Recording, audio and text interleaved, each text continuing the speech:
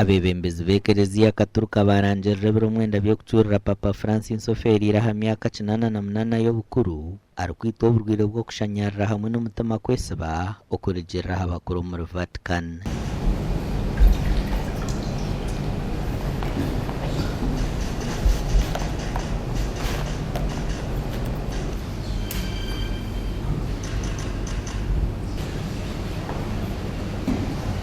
Nk'omugenzi gw'ekereziya omunsi yona orufu rwa papa nirumarebera omwenda bari kumwinamira hamwe n'ogw'omushabire eshara z'omutaano kurabira omuri za misa omu makereziya ekirikumanywa nka Novendiaris.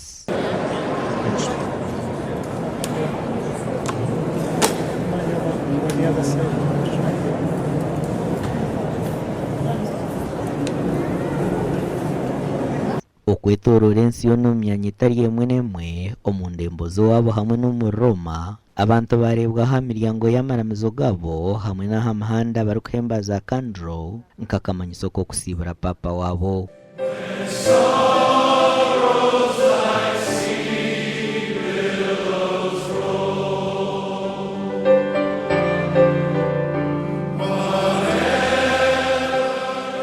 Bakuru b'amahanga barumwo wa America Donald Trump, omukama wa Spain King Philip, President wa Ukraine Vladimir Zelensky hamwe n'abandi bingi baherize kuhamya ko nibija kuzaha mikoro y'okushendekereza papa Francis erikuteekateekwa kubaha kuhendera kwa Sabite G.